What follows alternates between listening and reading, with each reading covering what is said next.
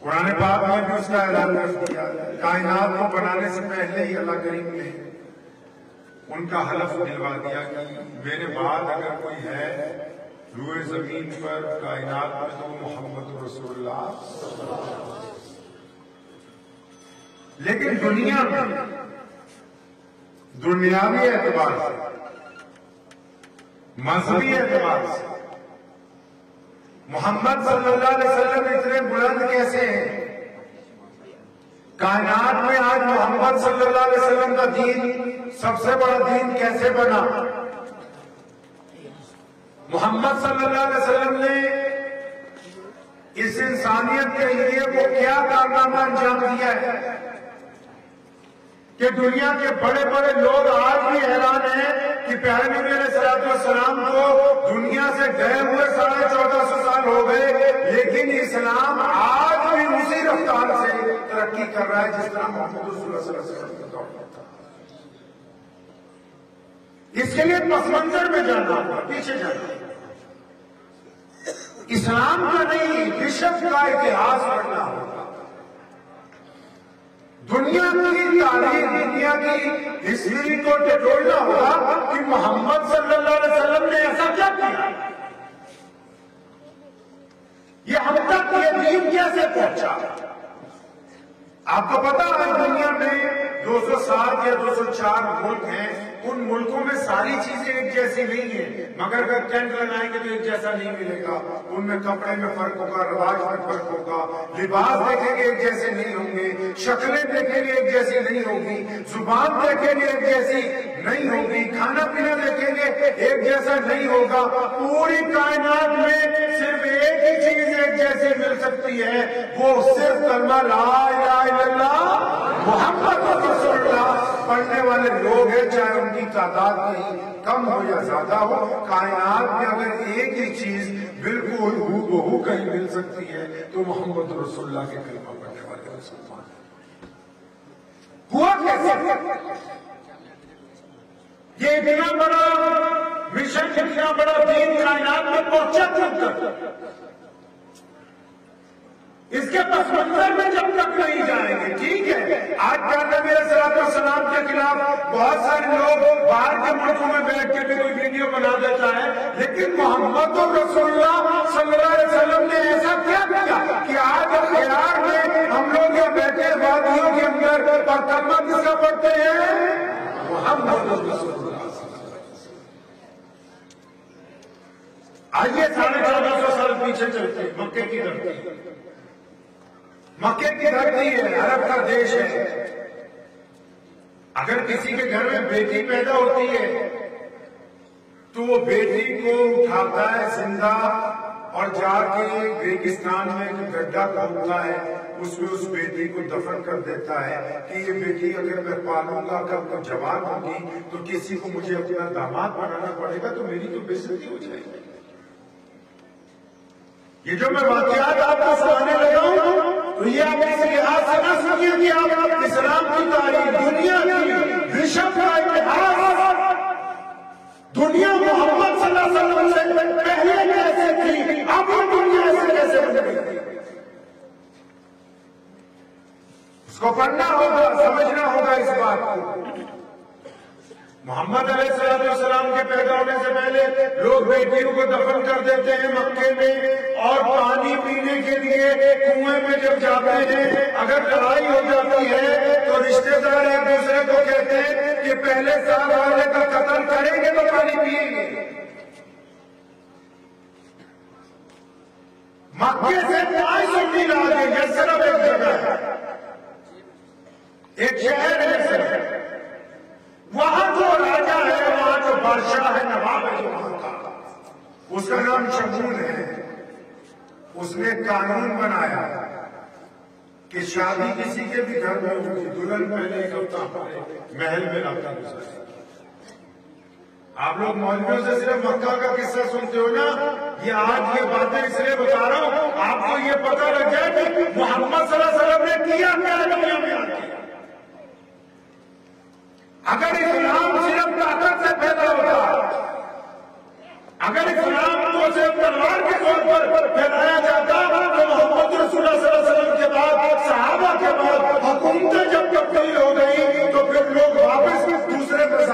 مسئلہ چلے جاتے ہیں. آپ جب اس تاریخ کو پڑھیں گے تو آپ کو پتا لگے گا کہ یہ دین ہم تک پہنچا کیسے. یثرب کا بادشاہ ہے, وہ کہتے ہیں شادی کسی کی بھی ہو, لڑکی ایک ہفتہ ہمارے گھر میں رہے گی.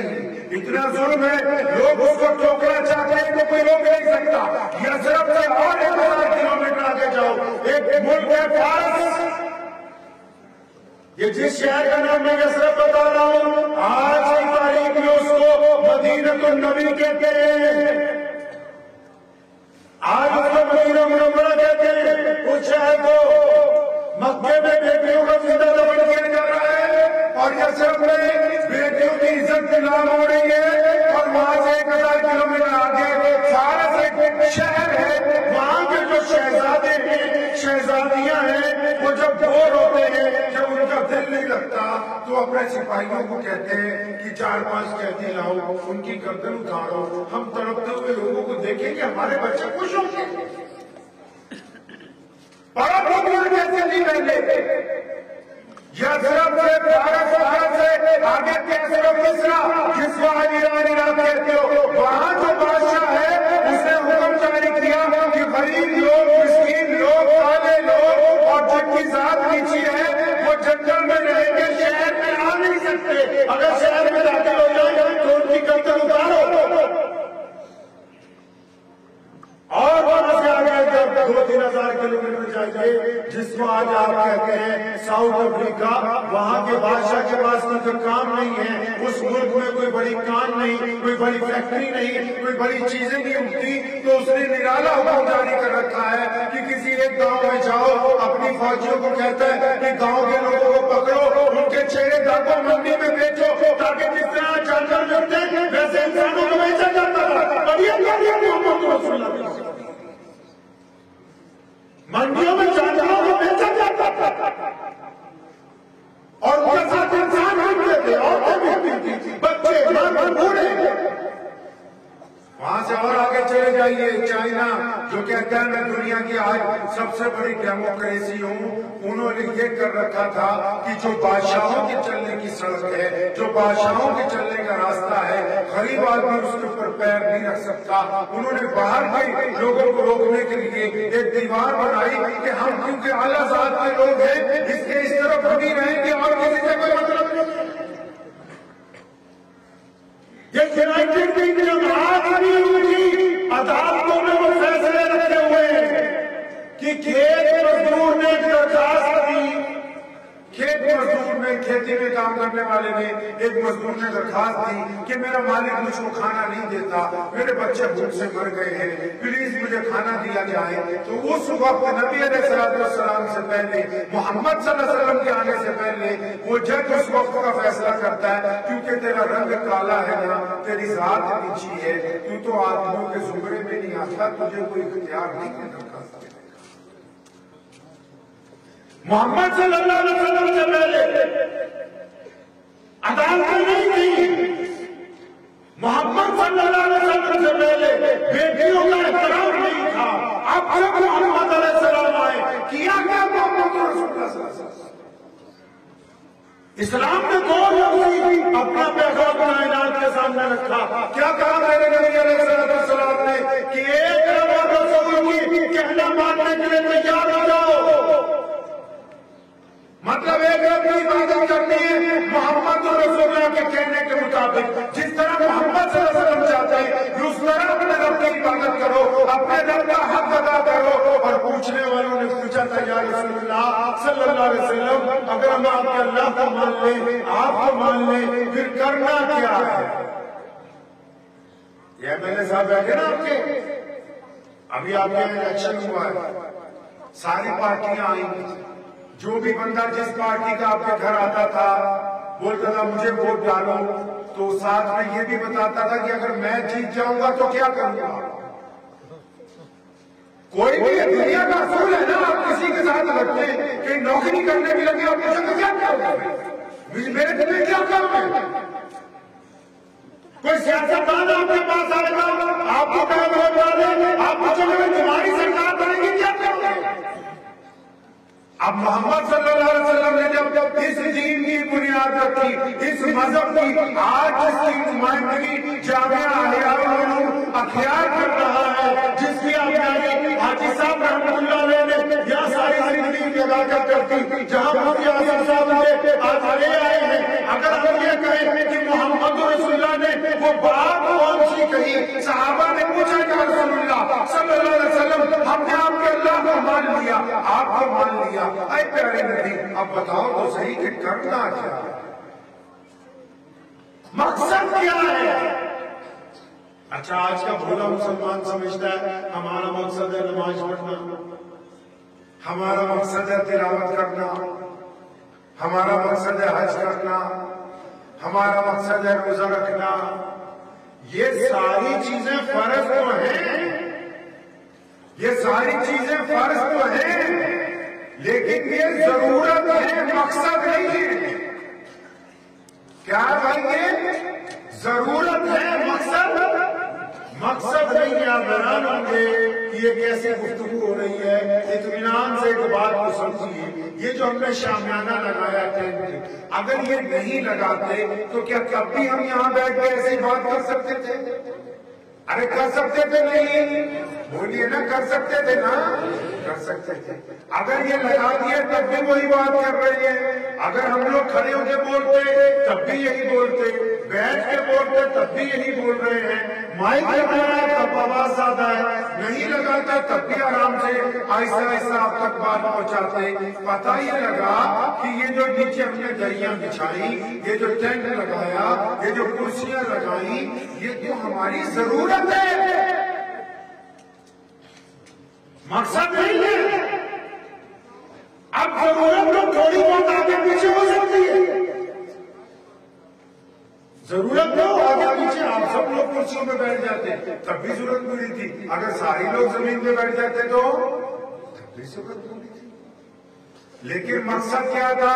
مقصد یہ تھا کہ جامعہ کے تمام بچے جنہوں نے اس سال اچھی تعلیم حاصل کی ہے ان کی دستار بندی ہوگی، انعام دیے جائیں گے، مہمانوں کو بلائیں گے، اللہ کی بات ہوگی، رسول اللہ کی بات ہوگی، بھائی چارے کی بات ہوگی، محبت کی بات کریں گے، ایک دوسرے کو سمجھیں گے، ایک دوسرے کے خیالات سنیں گے۔ اب اگر یہ مقصد پورا نہ ہوتا تو پھر یہ شامیانہ لگانے کا کوئی فائدہ ہو سکتا تھا؟ اسلام کا مقصد نماز روزہ حج زکات فرض ہے، ضروری ہے، ان کا انکار کفر ہے، لیکن یہ ہماری ضرورتیں ہیں اس مقصد کو پانے کے لیے جو مقصد محمد رسول اللہ نے عطا فرمایا صلی اللہ علیہ وسلم۔ مقصد کیا تھا؟ مقصد نبی علیہ السلام نے بیان کیا۔ صحابہ نے پوچھا یا رسول اللہ صلی اللہ علیہ وسلم آپ کیا چاہتے ہیں؟ فرمایا جو ایک اللہ کی عبادت کرے، ایک محمد رسول اللہ کا کہنا مانے، اب اس پر لازم ہے کہ وہ دنیا کے تمام انسانوں کو برابری کا درجہ، تمام انسانوں کو برابری کا درجہ دے گا، تمام انسانوں میں سے چھوا چھوت کا خاتمہ کرے گا، تمام انسانوں سے نفرت کا خاتمہ کرے گا۔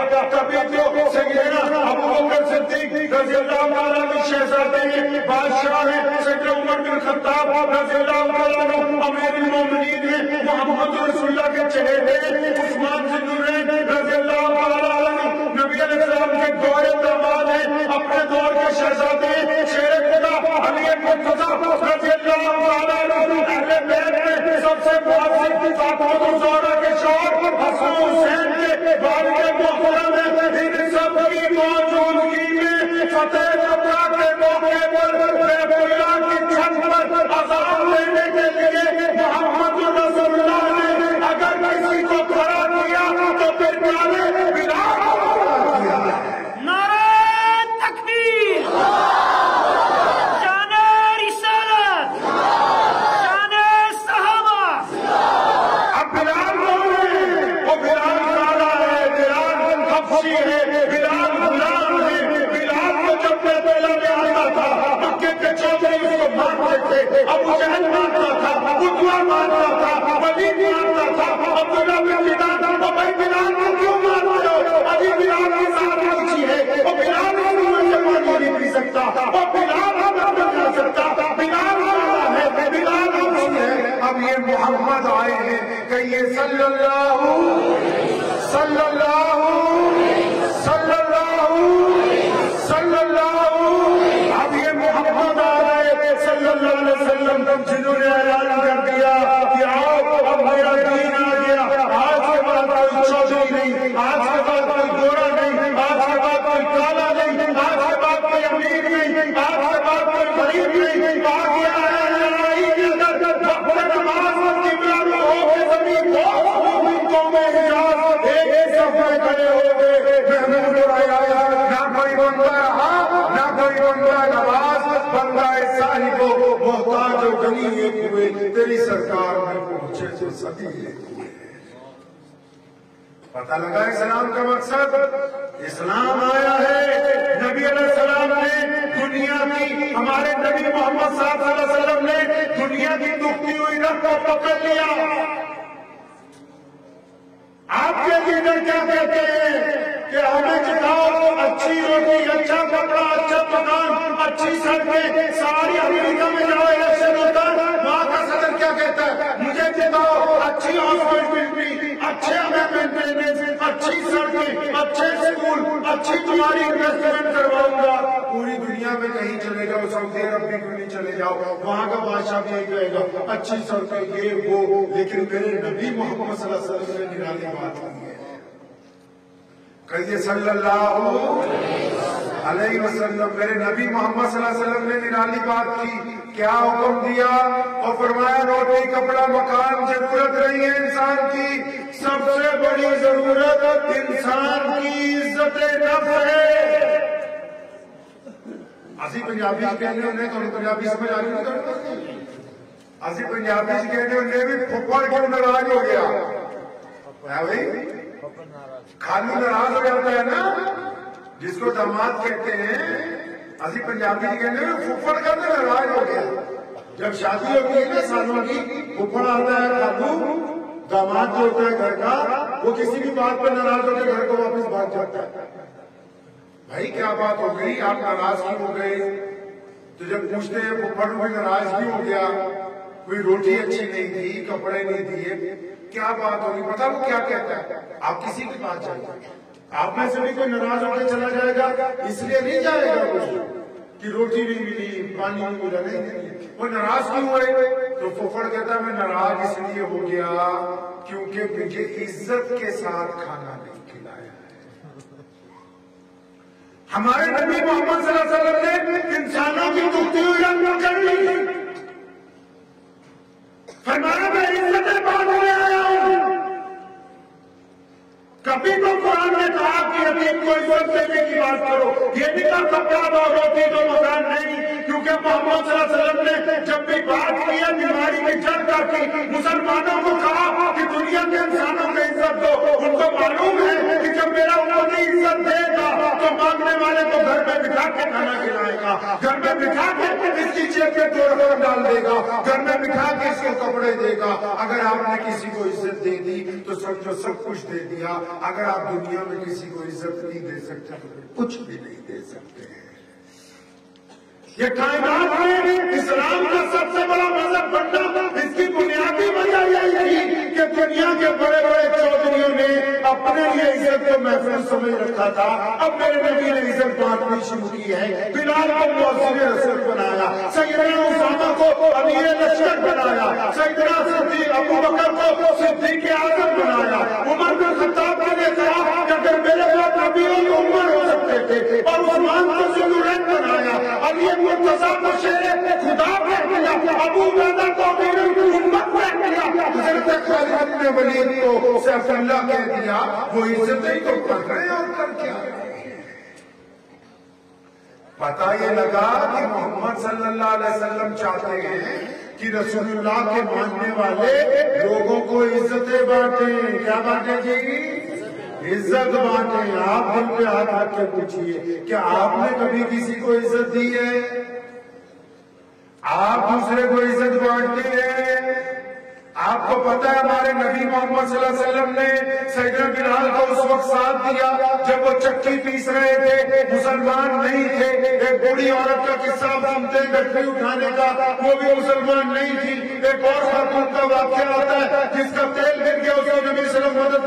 پہنچے وہ بھی مسلمان نہیں تھی. حاتم طائی کی بیٹی کا واقعہ آتا ہے, وہ نبی علیہ السلام کے دربار میں پہنچی, آپ نے اس کے سر پہ اپنی چادر دوپٹہ بنوا کے رکھوائی, وہ بھی مسلمان نہیں تھی. پتہ یہ لگا کہ محمد رسول اللہ صلی اللہ علیہ وسلم کے دربار میں جو کوئی بھی آیا, وہ چاہے مسلمان ہو یا پھر غیر مسلم ہو, میرے نبی نے ان کو عزتیں بانٹی. کیا ہم بھی اپنے نبی صلی اللہ علیہ وسلم کے طریقے پہ عزت بانٹتے ہیں؟ کیا ہمیں بھی وہ کوالٹی ہے کہ ہم نبی صلی اللہ علیہ وسلم کے کہنے کے مطابق لوگوں کو عزتیں بانٹتے ہوں, یا ہم لوگوں کی عزتیں چھینتے ہیں؟ آپ کو پتا ہے کہ یہ مسجد ہے, اس میں 5 وقت نماز ہوتی ہے, پتا ہے اتنی بات بھائی؟ ارے بولتے رہیے, معلوم ہے نا مسجد میں کیا ہوتا ہے جی؟ نماز پڑھتے ہیں 5 وقت. لیکن اگر یہ پوچھ لیا جائے کہ ہم نماز کیوں پڑھتے ہیں,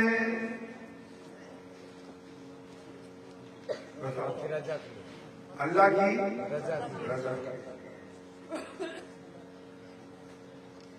اب اندازہ لگائیے ہم لوگ اسلام سے کتنا دور ہیں. کوئی کہے گا اللہ کی رضا کے لیے, کوئی کہے گا اللہ کا حکم ہے. لیکن قرآن پاک نے اس کا ذکر کیا کہ نماز تم پر فرض کر دی گئی ہے تاکہ تم گندی باتیں کرنی چھوڑ دو, اچھی باتیں کرو.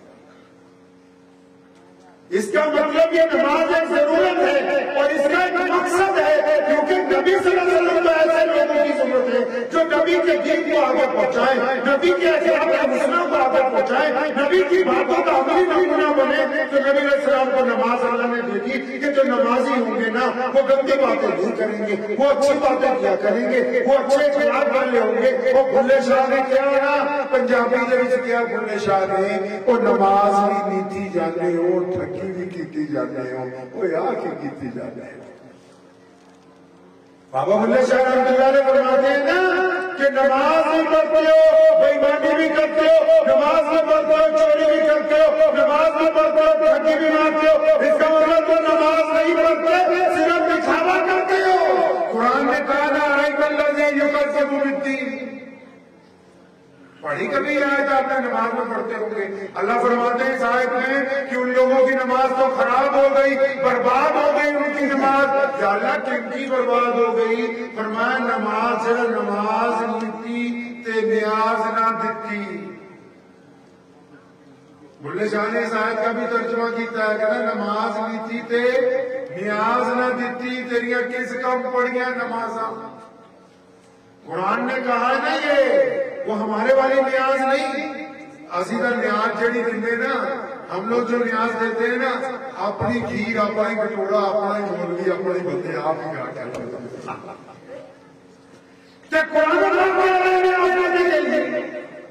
قرآن نے نیاز کا ذکر کیا کہ نماز پڑھو, قرآن پڑھو, نیاز کیوں نہیں دیتے؟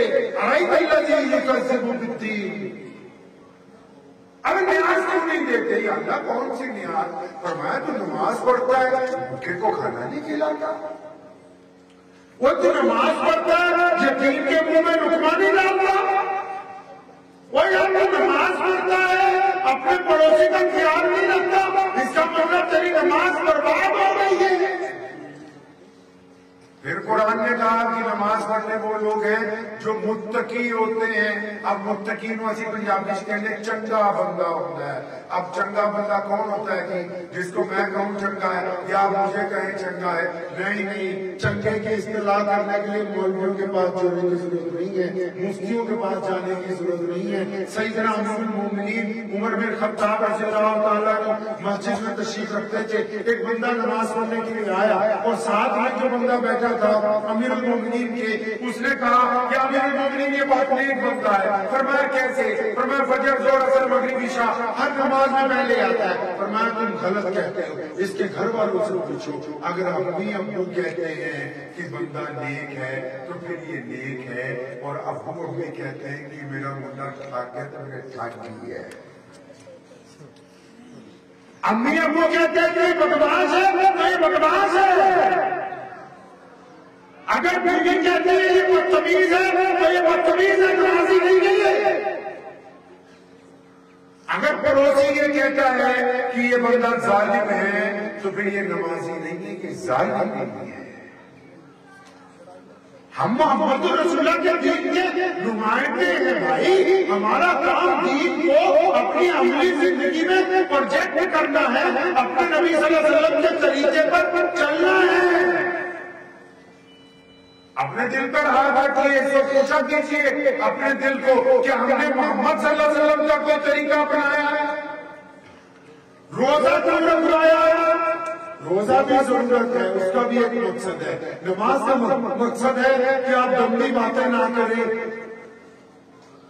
آپ کو پتا ہے ہمارے یہاں پنجاب، آپ کے یہاں بھی ہوتا ہوگا یہ مسئلہ، ہمارے یہاں پنجاب میں ایسی پنجابی کہتے ہیں کہ مریادہ جو ہے اس کا دھیان رکھنا ہے، یعنی مسجد کا جو عزت ہے، مطلب مسجد میں کوئی جوتی لے کے نہ جائے، اور مسجد میں سر ڈھک کے جاؤ، اور مسجد میں وضو کر کے جاؤ، مسجد میں پاک ہو کے جاؤ، مسجد میں ناپاک آدمی نہیں جا سکتا۔ ہم کہتے ہیں نا سب لوگ بھائی، ہے نا؟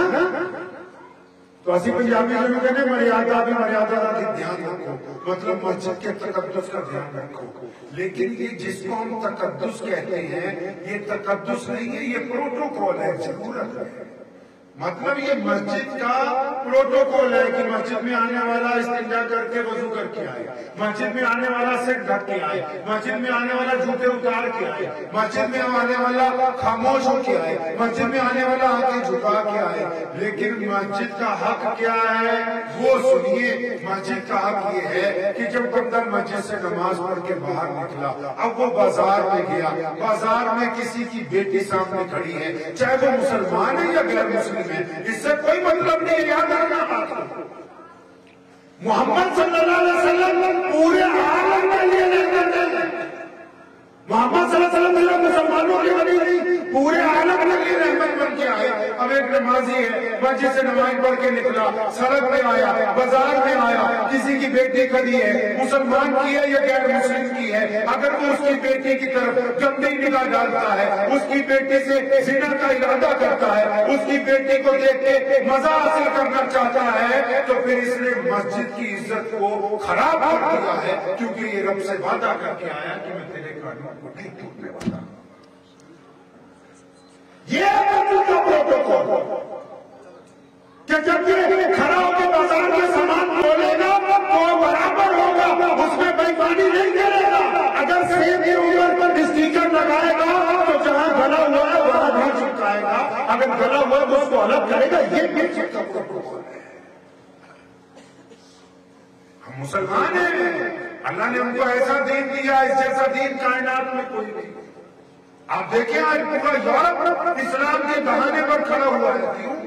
وہ اس لیے نہیں کہ وہاں کوئی ان سے لڑ رہا ہے، وہ اس لیے کہ جو لوگ وہاں پر رہتے ہیں ان کا کردار محمد رسول اللہ صلی اللہ علیہ وسلم کے حکم کے مطابق ہے، کہ ان کو ملنے والے لوگ۔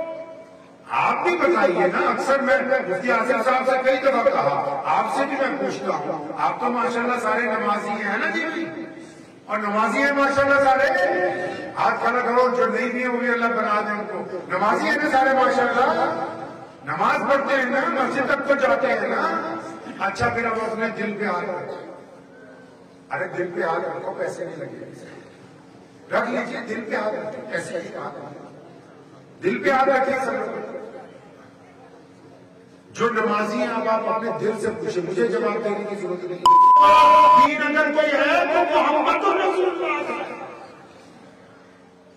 یہ پیارے علیہ السلام ہے، جن کے پاس ہر رنگ، ہر نسل، ہر زبان، ہر خطے کے اندر اللہ اکبر کہنے والے ایمان والے موجود ہیں۔ اب ظاہر سی بات ہے جب کسی کو یہ پتہ لگے کہ ان کا دین اتنا آگے چلا گیا، یہ تو دنیا سے گئے ہوئے پردہ فرما چکے ہیں، اس کے باوجود ان کا دین پیش قدمی کر رہا ہے، اس کے باوجود لوگوں میں محبتیں بانٹتا ہے، اس کے باوجود لوگوں میں چھوا چھوت کو ختم کرتا ہے، اس کے باوجود لوگوں میں برابری لاتا ہے، تو اس کا مطلب ظاہر سی بات ہے کہ کسی کے دل میں تکلیف ہو سکتی ہے۔ لیکن آپ سے میرا ایک سوال ہے، وقت بھی بہت کم ہے، آپ سے میرا ایک سوال ہے چھوٹا سا۔ آپ کشمیر کے ماشاءاللہ غیور مسلمان ہیں سارے ماشاءاللہ، اطمینان سے دل پہ ہاتھ رکھ کے بتائیے، یہ جو میں نے آپ کو واقعات بیان کی محمد رسول اللہ صلی اللہ علیہ وسلم کی جو شان ختم نبوت ہے، جو ناموس رسالت ہے، اس کی حفاظت اس لیے کرنی پڑتی ہے کہ یہ دین برق رفتاری سے کائنات میں سب سے آگے ہے۔ آپ سے ایک چھوٹا سا سوال ہے، آپ نے کبھی اسلام کی فوٹو دیکھی؟ ارے فوٹو دیکھی اسلام کی؟ ارے بولیے فتوا مت دے دینا، کیونکہ اتنے فتوے بہت چلتے ہیں کشمیر جائے جی مودی صاحب۔ لیکن ایک فوٹو ہے، آپ اپنے موبائل سے اپنے سیلفی کھینچیے، جو ہمارے ہندو سکھ دوست ہیں، جو عیسائی بودھی دوست ہیں ہمارے پورے دیش میں، اچھا وہ تو قرآن نہیں پڑھتے لیکن وہ مسلمانوں کو جانتے ہیں، وہ مسلمانوں کے دین کو بھی سمجھتے ہیں۔ اب وہ جانتے کیسے؟ کیونکہ وہ اسلام کی تصویر دیکھتے ہیں۔ وہ تصویر کہاں؟ وہ تصویر یہ، اس فوٹو کو کھینچیے، اس میں دیکھیے دھیان سے۔ اگر آپ کو لگتا ہے کہ آپ کا موبائل کی سیلفی اس میں جو بندہ نظر آ رہا ہے یہ ایماندار ہے، تو پھر آپ خوش ہو جائیں گے کہ آپ محمد رسول اللہ صلی اللہ علیہ وسلم کے دین کی نمائندگی سے کر رہے ہیں۔ اگر آپ کا دل کہتا ہے کہ یہ فوٹو میں نظر آنے والا بندہ ٹھگ ہے، بے ایمان ہے، بدتمیز ہے، تو آپ پھر اپنے کسی غیر مسلم دوست کے نزدیک اسلام کی وہی تصویر پیش کر رہے ہیں جو آپ کی سیلفی کے اندر موجود ہے۔ آپ نے کیا سمجھا کہ دین کو پروجیکٹ کرنا صرف مولویوں کا کام ہے؟ نہیں نہیں، آپ کے ساتھ جو غیر مسلم پڑھتا ہے، آپ کے ساتھ جس غیر مسلم کا کاروبار ہے، آپ کے ساتھ جو غیر مسلم سفر کرتا ہے، آپ جس غیر مسلم کے ساتھ دوستی رکھتے ہیں، آپ جن افسران کے ساتھ ملتے ہیں، یا آپ جو متحد جو لوگ لگے ہوئے ہیں، وہ آپ کو بحیثیت برادری، بحیثیت قوم بعد میں جانتے ہیں، وہ بحیثیت مسلمان آپ کو پہلے جانتے ہیں۔ اگر کوئی مسلمانوں کے لڑکے چوک پہ کھڑے ہو کسی غیر مسلم کی بیٹی کی طرف دیکھتے ہو گندی نگاہ سے، وہ گھر جا کے یہ تھوڑی کہے گا میر صاحب کا بیٹا، ڈار صاحب کا بیٹا، انصاری صاحب کا، قریشی صاحب کا، نہیں، اس نے کہا مسلمانوں کے دو لڑکے کھڑے ہوئے تھے، انہوں نے میری طرف گندی نگاہ سے ڈالا، اب اپنے گریبان میں جھانک کے بتاؤ مسلمانوں، کیا تمہارا وجود محمد رسول اللہ صلی اللہ علیہ وسلم کے دین کی نمائندگی کے لیے ہے؟ کیا اس کی نمائندگی کا آپ ادا کر رہے ہیں؟ پتا تو لگے کہ ہم اس جگہ پہ کھڑے ہیں، ہماری حیثیت کیا ہے سماج میں؟ آپ کو پتا ہے ہماری حیثیت اتنی بڑی ہے پوری دنیا میں، پورے دیش میں، آج بھی پورے بھارت میں، آج بھی کہیں چلے جائیں، یہیں آ جاؤ، چاہے ڈوڈا میں چلے جاؤ، 3-4 ہندو بھائیوں کو بلاؤ، 3-4 مسلمانوں کو بلاؤ، اگر کوئی پیسے کا لین دین ہوگا، اگر کوئی مسلمان چٹا جھوٹ بول دے گا نا صاف، تو 2-3 ہندو بھائی بول دیں گے یار مسلمانوں کے جھوٹ بول رہا ہے۔ مطلب ہماری ہمسایہ قوم کو ہمارے باپ داداؤں نے، ان کے آبا و اجداد نے، اولیاء اللہ نے، بزرگان دین نے اس حد تک ایمانداری سے کام کیا کہ ہماری ہمسایہ قومیں اگر ہم جھوٹ بولتے ہیں تو ہمیں یاد دلاتی ہے کہ تم مسلمان ہو، تم جھوٹ نہیں بول سکتے ہو، تم مسلمان ہو، تم شراب نہیں پی سکتے ہو، تم مسلمان ہو، تم سود پر پیسے نہیں لے سکتے ہو، تم مسلمانوں کو دھکے نہیں مار سکتے۔ یعنی ہماری حیثیت یہ ہے کہ ہماری ہمسایہ قوموں کے سامنے ہمارے باپ داداؤں نے، اولیاء کرام نے اتنی سختی کے ساتھ اپنی زندگی گزاری ہے، اتنی محبت سے، ایمانداری سے گزاری ہے کہ آج اگر ہم پٹ پر سے اترتے ہیں تو وہ ہمیں یاد دلا دیتے ہیں بھائی تم مسلمان تم کے لیے کام کر نہیں سکتے۔ آپ بتاؤ، ہو سکتا ہے میری بات کسی کو بری لگ رہی ہو، لیکن سچی سچی اپنے دل سے پوچھو تو صحیح کہ اگر محمد رسول اللہ نے، آپ کو پتا ہے پوری دنیا کے لوگ قیامت کے دن اللہ کے آگے پیش ہوں گے، لیکن ہمیں تو 2 جگہ پیش ہونا ہے، اللہ کے آگے بھی پیش ہونا ہے، محمد رسول اللہ کے آگے بھی پیش ہونا ہے۔ اس وقت کیا جواب دیں گے؟ اس لیے اس بات کو ذہن نشین کر لیں، آپ بچے ہیں، بڑے بوڑھے جوان ہیں، آپ اپنی جگہ پر محمد رسول اللہ صلی اللہ علیہ وسلم کے نمائندے ہیں، ان کے دین کے نمائندے ہیں۔ آپ جو کرتے ہیں غیر مسلموں کے نزدیک وہی اسلام پہنچتا ہے۔ تو اس بات کو یاد رکھیے کہ اسلام کی پیورٹی کو قائم رکھنا، اسلام کی محبتوں کو قائم رکھنا، اسلام کے اعلیٰ کردار کو قائم رکھنا، اسلام کی نشو و نما کو قائم رکھنا، یہ لا الہ الا اللہ محمد رسول اللہ۔ ایک سنت ہے محمد صلی اللہ علیہ وسلم کی، کریں گے انشاءاللہ؟ آپ کو ایک سنت بتا دوں، کریں گے انشاءاللہ؟ اب آپ سوچو گوشت کھانا سنت ہے، ٹھیک ہے، میٹھا کھانا سنت ہے، اس کے علاوہ بھی سنت ہے۔ ایک بڑی پیاری سنت ہے میرے نبی محمد صلی اللہ علیہ وسلم، اور وہ ایسی سنت ہے جس کی وجہ سے اسلام پوری دنیا میں پہنچا ہے، جس کی وجہ سے یہ دین قیامت تک قائم رہے گا۔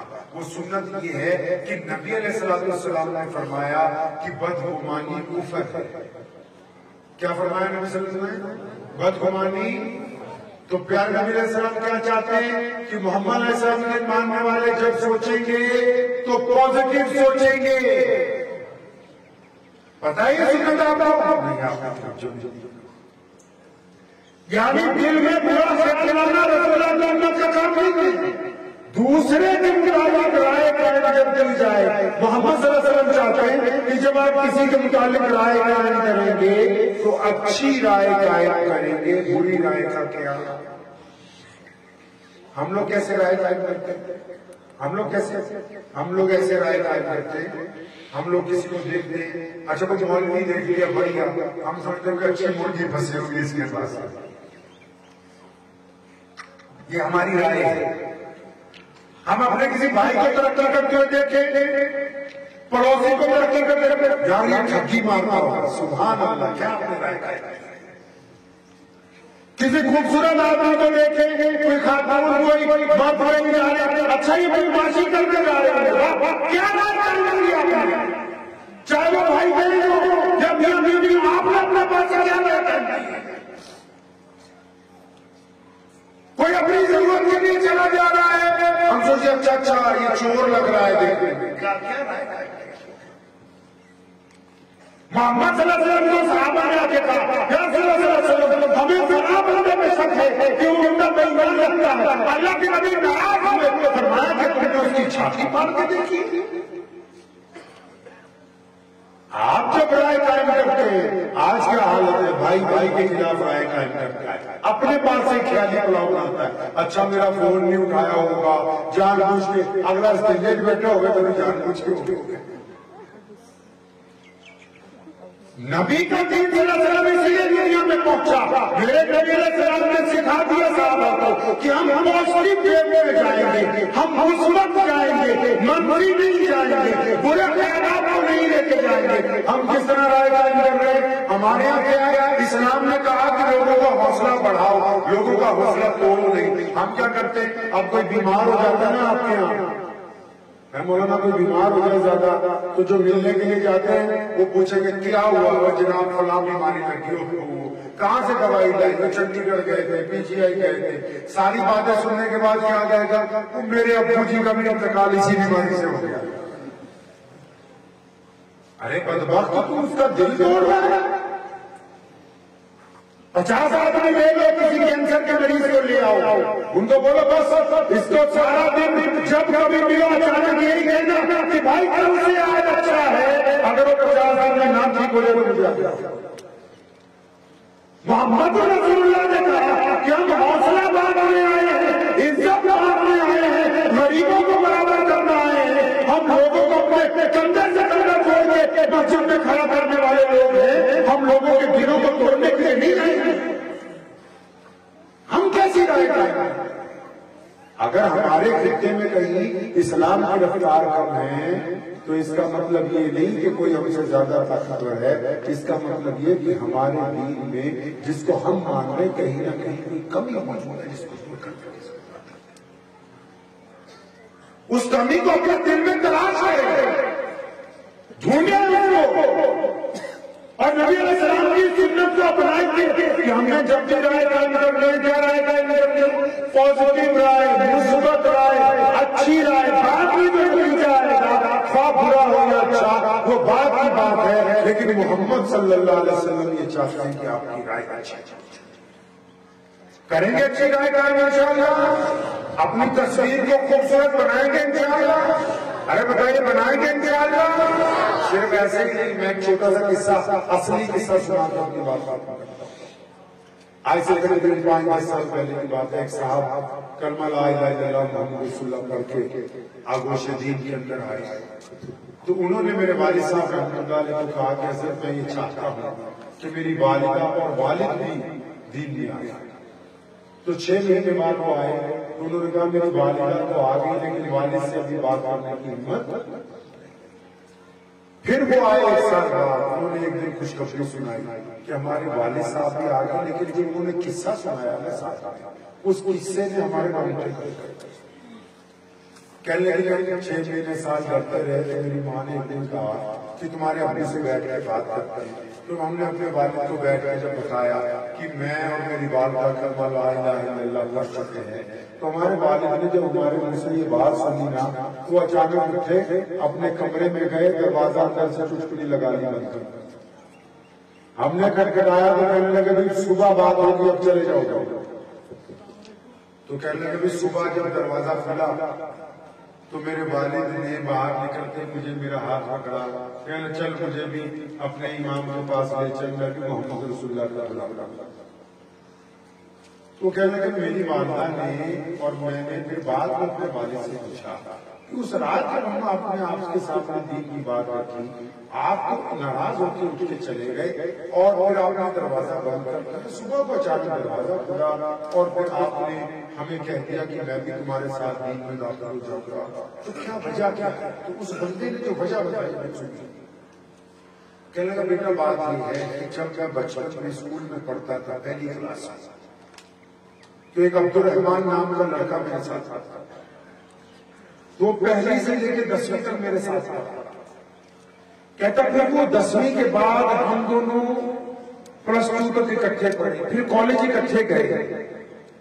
کہتا اتفاق کی بات یہ ہوئی کہ ہم دونوں کی نوکری بھی ایک ساتھ لگ گئی۔ کہتا ابھی چند سال پہلے جب میں ریٹائر ہوا، ہم دونوں ریٹائر ہوئے۔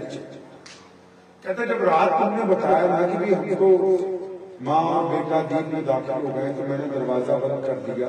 کہتا میں تمہاری تبلیغ کی وجہ سے دین میں نہیں آیا ہوں، میں نے ساری رات 1 کلاس سے لے کے ریٹائرمنٹ تک ساری زندگی اپنی کھگالی ہے۔ کہتا خدا کی قسم اگر عبد الرحمان بے ایمان ہوتا تو میں کبھی اسے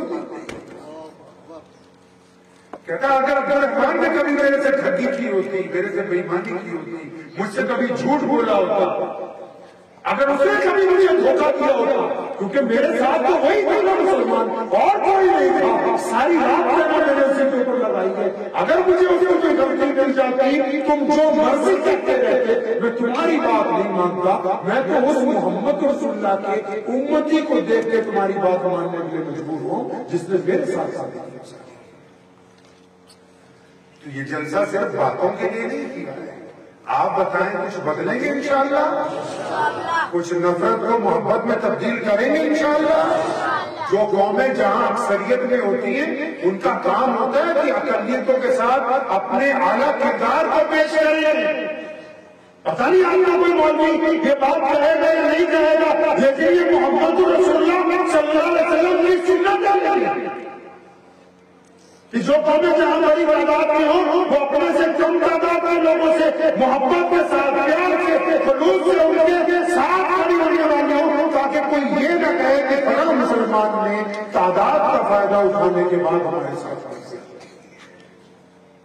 تو کچھ تبدیلی لائیں گے انشاءاللہ تعالیٰ، وقت بھی ہو گیا، آئندہ سال میری خواہش تھی انشاءاللہ تعالیٰ کی رات ہی یہیں پر گزارنی جائے، لیکن رات سفر بہت لمبا تھا، تو گزارش ہے انشاءاللہ تعالیٰ پھر دوبارہ آنے کی کوشش مکمل رہے گی۔ حاجی صاحب رحمۃ اللہ علیہ نے جو گلشن لگایا ہے، ہمیں امید ہے کہ اس کی مہک پورے خطے میں اسی طرح مہکتی رہے گی۔ آپ اپنوں کے ساتھ ساتھ اپنے ہمسایوں سے بھی اسی طرح محمد رسول اللہ صلی اللہ علیہ وسلم کے دین کی بات جو ہے وہ پہنچاتے رہیں گے۔ دعا دیجیے اللہ کریم مجھے بھی اور آپ سب کو ان باتوں پہ عمل کرنے کی توفیق عطا فرمائے۔ وآخر دعوانا